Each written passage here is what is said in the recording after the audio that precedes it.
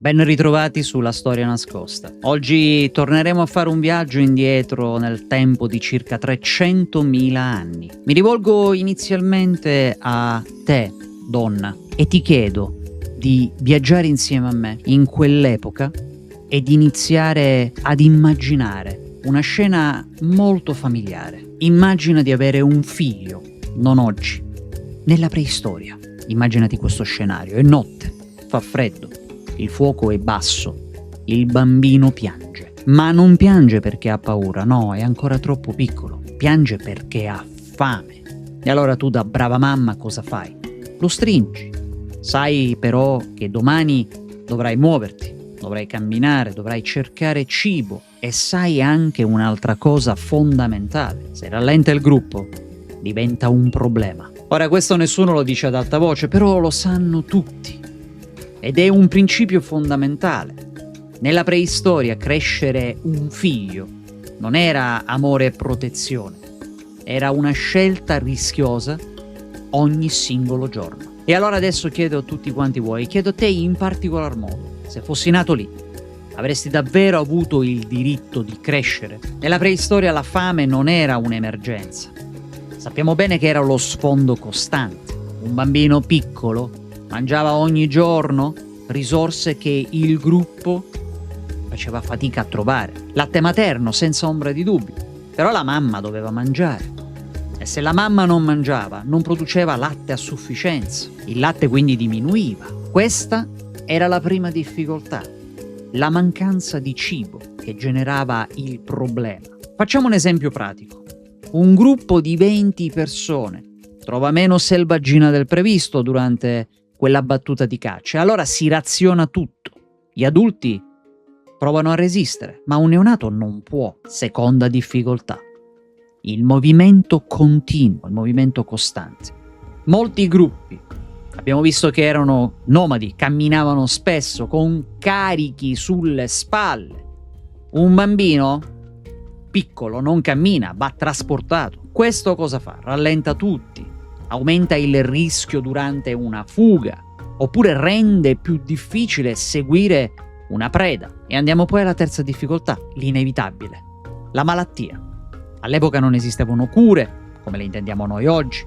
Anche una infezione banale che oggi cureremo con niente potrebbe uccidere, febbre, diarrea, ferite. Ora, le stime antropologiche parlano molto chiaro. Tra il 30 e il 50% dei bambini non superava i primi 5 anni di vita, e non in casi estremi, ma nella normalità. La quarta difficoltà poteva essere sia il freddo che il caldo. Ora, parliamo del freddo. Un bambino perde calore molto più in fretta rispetto ad un adulto, e se il fuoco si spegne, o se piove, o se dormi all'aperto, il rischio aumenta subito. Facciamo quindi un esempio pratico. Una notte sbagliata, un temporale. Il fuoco non regge.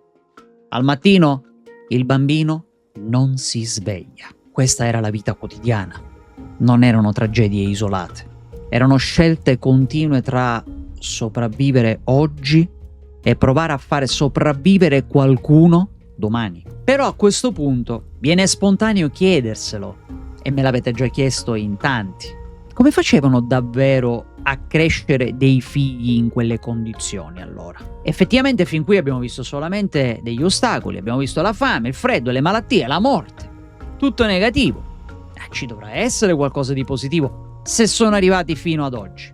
Io me lo chiedo spesso mentre preparo questo genere di video. Non come facevano a sopravvivere in generale, ma come facevano a crescere qualcuno senza prima spezzarsi loro stessi. Perché un figlio non è semplicemente un corpo fragile, è tempo, è energia ed è attenzione costante. E nella preistoria non c'era spazio per rallentare, l'abbiamo visto più volte. La domanda vera quindi è questa: come facevano a non rinunciare? Come hanno fatto a continuare a mettere figli al mondo, a portarli con sé, a proteggerli, a sfamarli? Che cosa avevano capito? Che noi oggi facciamo fatica anche minimamente ad immaginare. Allora, La prima risposta sembrerebbe piuttosto semplice. Non crescevano i figli da soli. Nella preistoria un bambino non era semplicemente di 2 persone, era del gruppo intero. Se una madre era stanca, qualcun altro lo teneva. Se doveva spostarsi, non camminava da solo. Se si fermava, il gruppo si fermava con lei. Tenete a mente che questa non era solidarietà romantica, era una strategia di vita. Un adulto da solo non poteva farcela.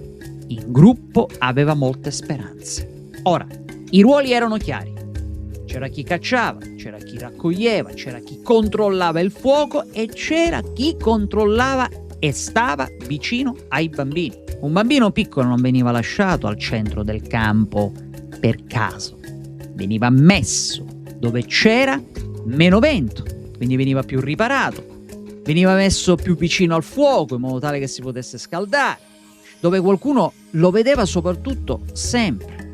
Era protezione continua, non attenzione costante, era presenza. Un'altra risposta era il ritmo. La vita era lenta quando serviva. Ora, se c'era un neonato, il gruppo non faceva marce inutili. Si spostava solo se necessario. Era meglio perdere una preda che perdere una persona futura. Questo è un concetto fondamentale. E poi c'era l'esperienza. Sapevano cosa funzionava e cosa no. Dormire vicino, allattare a lungo, tenere i bambini addosso invece che lontani. Era strategia, niente eroismo, solo adattamento. Crescere un figlio nella preistoria non era vincere contro la morte, era ridurre i rischi abbastanza da permettere al gruppo di continuare ad andare avanti. C'è un'altra risposta, che però è meno rassicurante, però è più reale. Nella preistoria non tutti i bambini venivano cresciuti allo stesso modo. Qui apre la parentesi a qualcosa di più crudo. La nascita non garantiva automaticamente il futuro. In molti gruppi esisteva una selezione velocissima.